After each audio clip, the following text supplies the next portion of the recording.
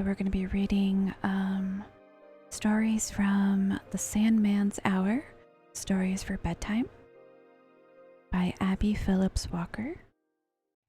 So we're going to get started with Where the Sparks Go. Here's our illustration. I hope you also enjoy being able to see the illustrations during the story. Okay. One night, when the wind was blowing, and it was clear and cold out of doors, a cat and a dog, who were very good friends, sat dozing before a fireplace. The wood was snapping and crackling, making the sparks fly. Some flew up the chimney, others settled into coals in the bed of the fireplace, while others flew out on the hearth and slowly closed their eyes and went to sleep. One spark ventured further out upon the hearth and fell. I didn't see this wording beforehand. And fell very near Pussy. This made her jump, which awakened the dog. That almost scorched your fur coat, Miss Pussy, said the dog. No, indeed, answered the cat. I am far too quick to be caught by those silly sparks. Why do you call them silly? Asked the dog. I think them very good to look at, and they help to keep us warm. Yes, that is all true, said the cat. But those that fly up the chimney on a night like this certainly are silly, when they could be warm and comfortable inside. For my part, I cannot see why they fly up the chimney. The spark that flew so near Pussy was still winking, and she blazed up a little when she heard the remark the cat made. If you knew our reason, you would not call us silly, she said. You cannot see what we do, but if you were to look up the chimney and see what happens if we are fortunate enough to get out at the top, you would not call us silly. The dog and cat were very curious to know what happened, but the spark told them to look and see for themselves. Pussy was very cautious and told the dog to look first, so he stepped boldly up to the fireplace and thrust his head in. He quickly withdrew it, for his hair was singed, which made him cry and run to the other side of the room. Miss Pussy smoothed her soft coat and was very glad she had been so wise. She walked over to the dog and urged him to come nearer the fire, but he realized why a burnt child dreads the fire and remained at a safe distance. Pussy walked back to the spark and continued to question it. We cannot go into the fire, she said. Now, pretty, bright spark, do you tell us what becomes of you when you fly up the chimney? I am sure you only become soot, and that cannot make you long to get to the top. Oh, you are very wrong, said the spark. We are far from being black when we fly up the chimney, for once we reach the top, we live forever sparkling in the sky.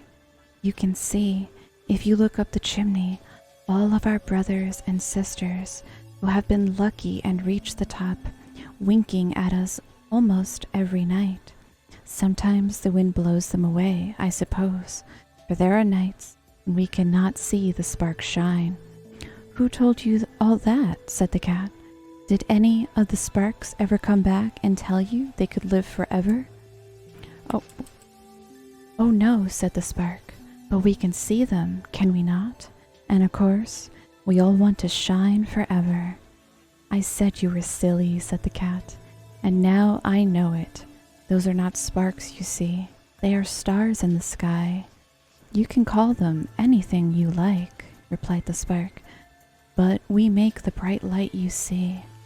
Well, if you take my advice, said the cat, you will stay right in the fireplace, for once you reach the top of the chimney, out of sight you go. The stars you see twinkling are far above the chimney, and you could never reach them. But the spark would not be convinced. Just then, someone opened a door, and the draught blew the spark back into the fireplace. In a few minutes, It was flying with the others toward the top of the chimney. Pussy watched the fire a minute and then looked at the dog. "The spark may be right after all," said the dog. "Let us go out and see if we can see it." Pussy stretched herself and blinked. "Perhaps it is true," she replied. "Anyway, I will go with you and look." I have our illustration here too. The good sea monster. The good sea monster is next. On an island of rocks out in the ocean lived a sea monster. His head was large, and when he opened his mouth, it looked like a cave. It had been said that he was so huge that he could swallow a ship, and that on stormy nights he sat on the rocks, and the flashing of his eyes could be seen for miles around. The sailors spoke of him with fear and trembling, but, as you can see, the sea monster had really been a friend to them, showing them the rock in the storm by flashing his eyes. But because he looked so hideous, all who beheld him thought he must be a cruel monster. One night there was a terrible storm, and the monster went out into the ocean to see if any ship was wrecked in the night, and, if possible, help anyone that was floating about. He found one little boy floating about on a plank. His name was Coco, and when he saw the monster, he was afraid. But when Coco saw that the monster did not attempt to harm him, he climbed on the monster's back and he took him to the rocky island. Then the monster went back into the sea, and Coco wondered if he were to be left alone. But after a while, the monster returned and opened his mouth very wide. Coco ran when he saw the huge mouth, for he thought the monster intended to swallow him, but as he did not follow him, Coco went back. The monster opened his mouth again, and Coco asked, "Do you want me to go inside?" And the monster nodded his head. "It must be for my own good," said Coco, "for he could easily swallow me if he wished, without waiting for me to walk in." So Coco walked into the big mouth and down a dark passage, but what the monster wanted him to do he could not think. He could see very faintly now, and after a while he saw a stove, a chair, and a table. "I will take these out," said Coco, "for I am sure I can use them." He took them to a cave on the island, and when he returned, the monster was gone. But he soon returned, and again he opened his mouth. Coco walked in this time without waiting, and he found boxes and barrels of food, which he stored away in the cave. When Coco had removed everything, the monster lay down and went to sleep. Coco cooked his dinner, and then he awoke the monster and said, "Dinner is ready." But the monster shook his head and plunged into the ocean. He soon returned with his mouth full of fish. Then Coco knew that the monster had brought all the things from the sunken ship for him, and he began to wish that the monster could talk, for he no longer feared him. "I wish you could talk," he said. "I can," the monster replied. "No one ever wished it before. An old witch changed me into a monster and put me on this island, where no one could reach me, and the only way I can be restored to my original form is for someone to wish it." "I wish it," said Coco. "You have had your wish," said the monster, "and I can talk, but for me to become a man, someone else must wish it." The monster and Coco lived for a long time on the island. He took Coco for long rides on his back, and when the waves were too high and Coco was afraid the monster would open his mouth, and Coco would crawl inside and be brought back safe to the island. One night after a storm, Coco saw something floating on the water, and he jumped on the monster's back and they swam out to it. It proved to be a little girl, about Coco's age, who had been on one of the wrecked vessels, and they brought her to the island. At first, she was afraid of the monster, but when she learned that he had saved 𝗙cie as well as her and brought them all their food, she became as fond of him as 𝗙cie was. "I wish he were a man," she said one day, and she sat on his back with 𝗙cie, ready for a sail. Splash went both children into the water, and there in place of the monster was an old man. He caught the children in his arms and brought them to the shore. "But what will we do for food now that you are a man?" asked 𝗙cie. "We shall want for nothing now," replied the old man.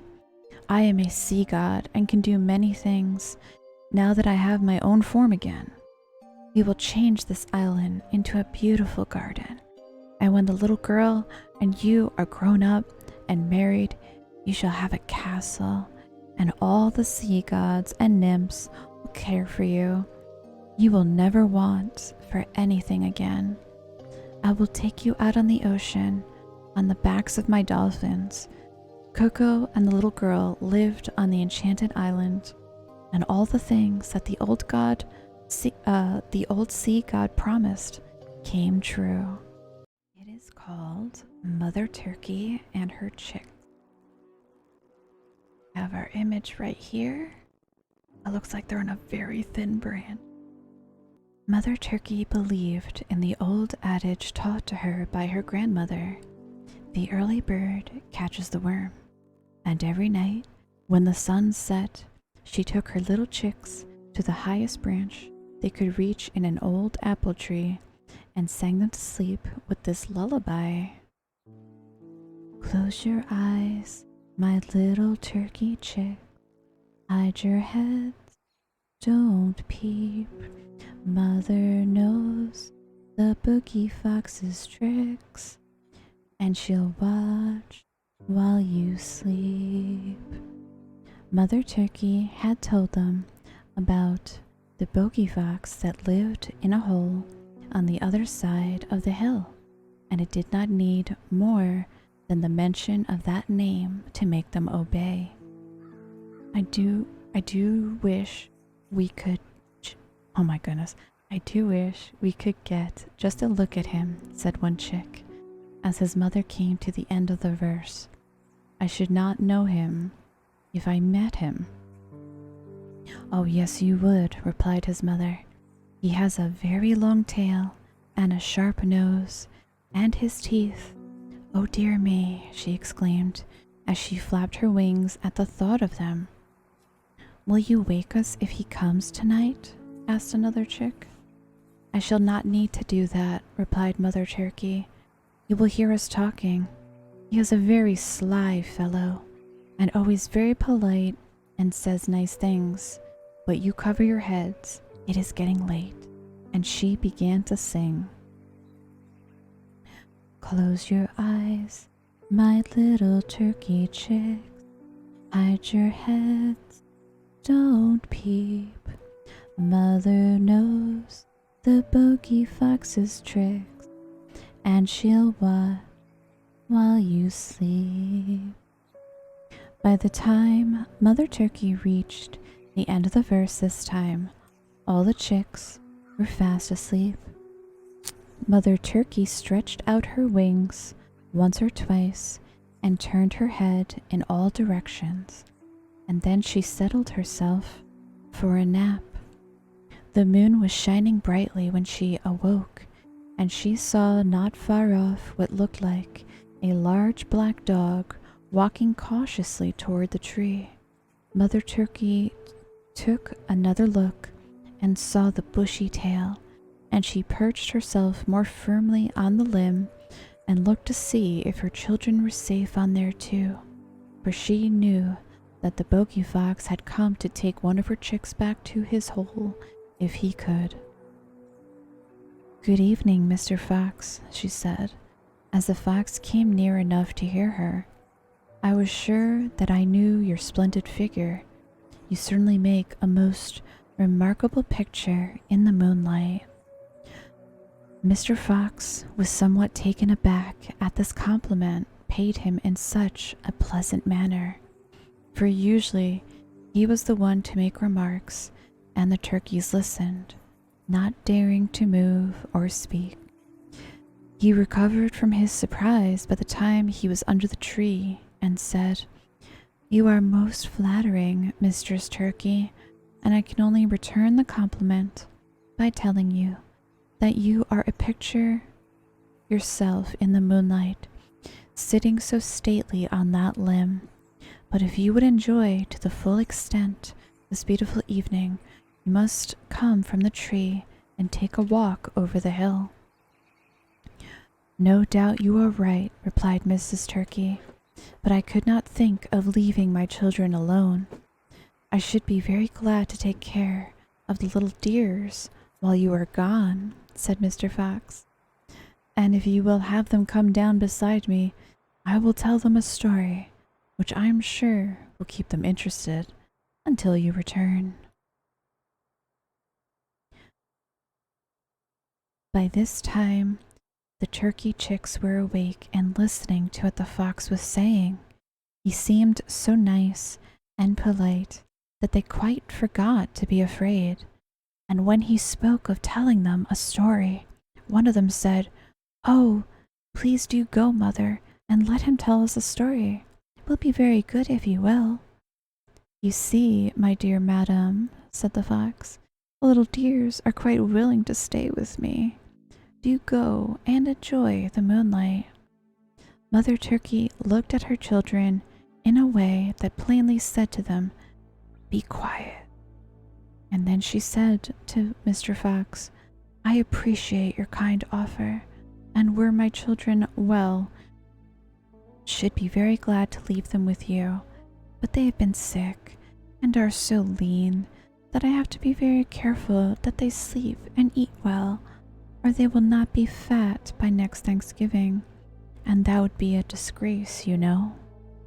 When the fox heard this, he was not so anxious to have the chicks come down, so he said, "I know just how anxious you must feel, Mistress Turkey, and if you will come down where I can talk with you without being heard, I will tell you the very thing to give them to make them fat." "If he cannot get the chicks, he will take me," thought Mrs. Turkey, "but I am too old a bird to be caught even by this sly fellow." Mrs. Turkey did not reply to this last remark. She was thinking of a trap she saw her master set the day before. "I wish you would walk around a little so my children can see what a beautiful, bushy tail you have," she said. "They have never seen so handsome a fellow as you are." Mr. Fox was very proud of his tail, so he walked out from the shade of the tree and strutted about. "Tell him how handsome he is," whispered Mother Turkey to her chicks. "Oh, isn't he handsome?" said one, and another said, "I wish we had such bushy tails instead of these straight feathers," while Mrs. Turkey said, "You are quite the handsomest creature I have ever seen, and I have seen many in my time." By this time the fox was so pleased with their admiration that he was ready to do anything to display his charms. So when Mrs. Turkey said, "I wish you would run and show them how you can run and jump," he asked what he could jump on to show his nimbleness. "The top of that hogshead would be a good place," said Mrs. Turkey, knowing well that the cask had no head and that it was nearly full of water. Away ran Mr. Fox, and splash he went into the hogshead. He tried to get out, but it was no use. The cask was too high. And then the farmer, hearing the noise, came out and soon put an end to Mr. Fox. The little turkeys sat wide awake and trembling beside their mother, but when the farmer went into the house, she began to sing, "Close your eyes, my little turkey chicks. Hide your head, don't peep. Mother knows the boogie fox's tricks, and she'll watch while you sleep. And in a few minutes, all was quiet again in the yard. So again, the story is called The Fairies and the Dandelion.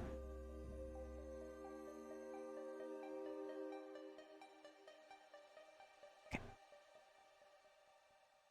The fairies say that a long time ago, the dandelion did not have a yellow blossom or the fluffy white cap it wears after the yellow has been taken off.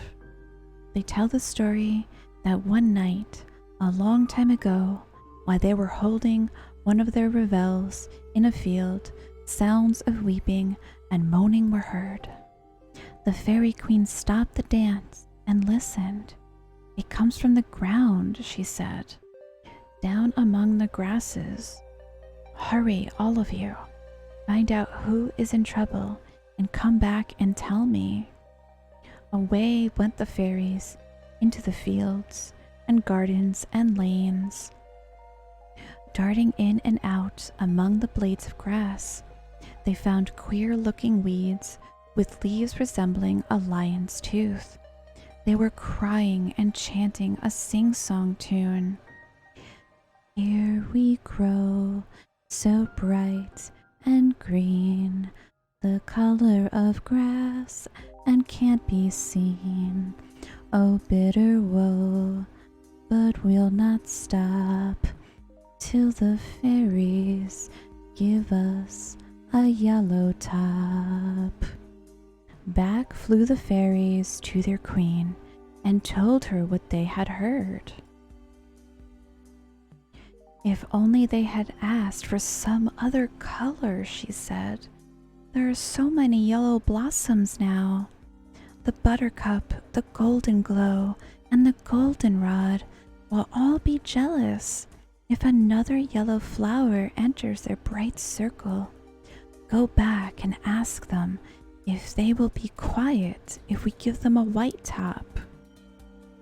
The fairies danced away to the crying dandelions with the queen's message. The queen will give you a white top, they said. No, no, they cried. Yellow is the color we should wear with our green leaves. It is the color of the sun, and we wish to be as near like him as we can. And they all began to cry. Oh, bitter woe, we will not stop till the fairies give us a yellow top. They made such a noise that the fairies put their fingers in their ears as they flew back to the queen.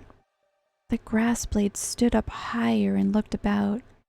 Do quiet those noisy weeds, they said to the queen. Give them the yellow top for which they are crying, and let us go to sleep.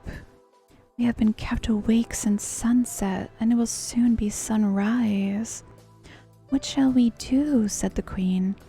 I do not know where to get the yellow they want.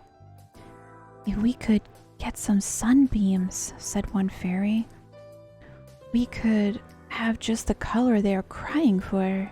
Of course, we cannot venture into such a strong light, but the elves might gather them for us.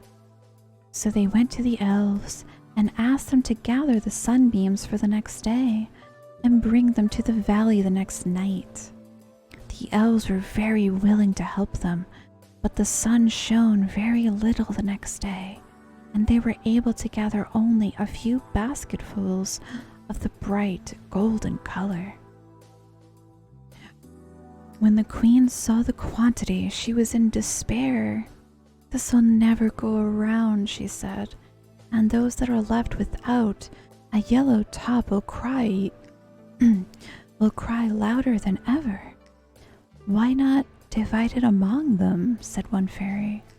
It will last for a little while, and we can give them our fluffy white caps when that is gone.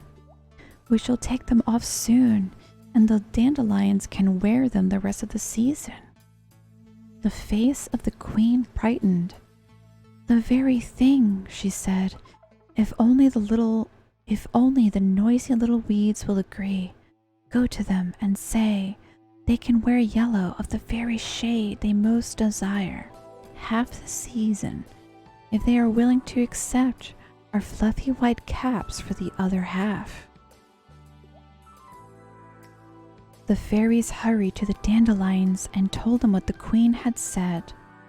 The dandelions stopped crying and said they would be satisfied, and the queen rode through the meadows, fields, gardens, and lanes, dropping gold upon each weed as she passed along.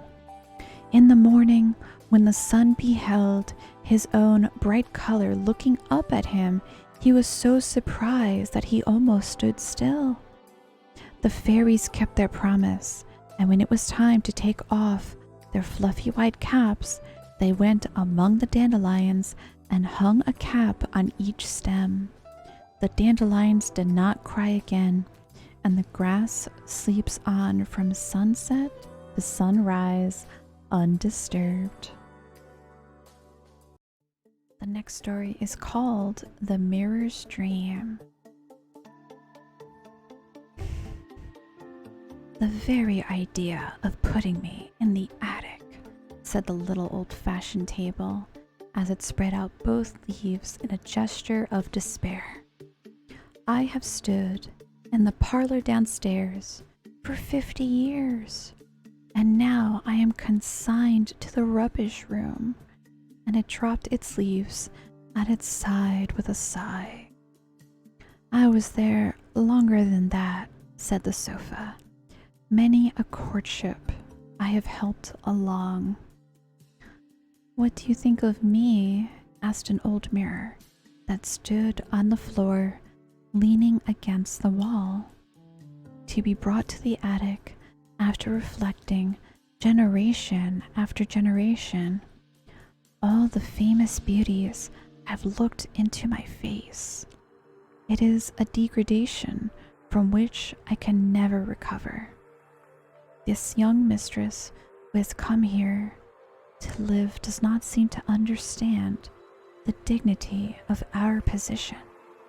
Why, I was in the family when her husband's grandmother was a girl, and she has doomed me to a dusty attic to dream out the rest of my days." The shadows deepened in the room, and gradually the discarded mirror ceased to complain.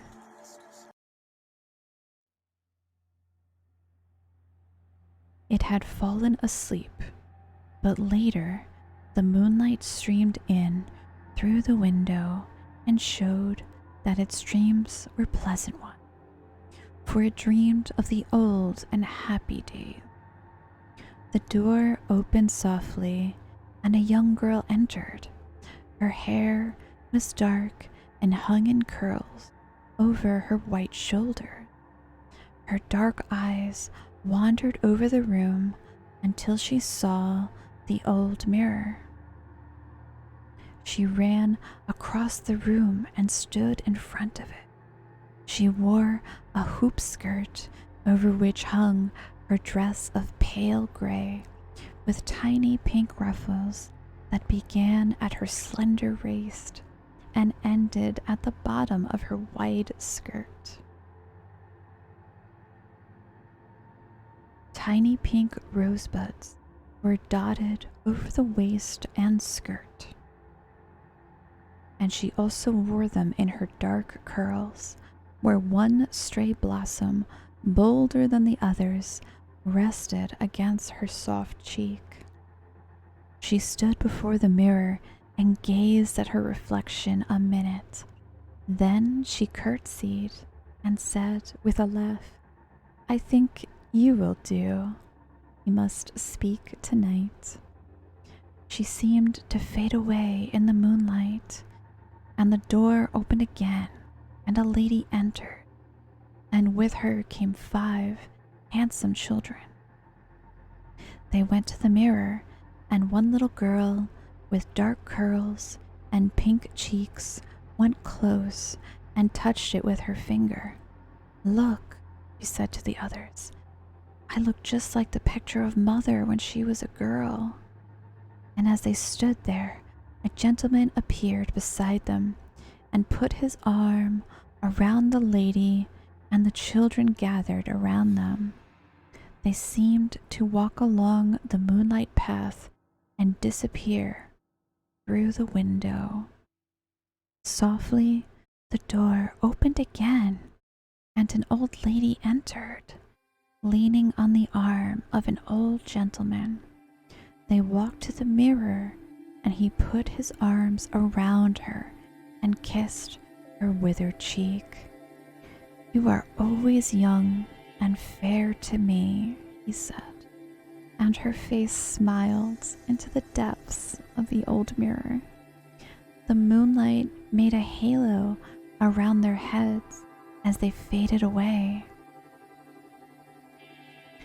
The morning light streamed in through the window, and the mirror's dream was ended. By and by, the door opened, and a young girl came in the room. Her dark hair was piled high on her head, and her dark eyes looked over the room until they fell upon a chest in the corner. She went to it and opened it and took out a pale gray dress with pink ruffles. She put it on, and then she let down her hair, which fell in curls over her shoulders. She ran to the old mirror and looked at herself. "I do look like grandmother," she said. "I will wear this to the old folks' party tonight." Grandfather proposed to grandmother the night she wore this dress. Her cheeks turned very pink as she said this, and she ran out of the room. Then one day the door opened again, and a bride entered, leaning on the arm of her young husband. There were tears in her eyes, although she was smiling. She led him in front of the old mirror.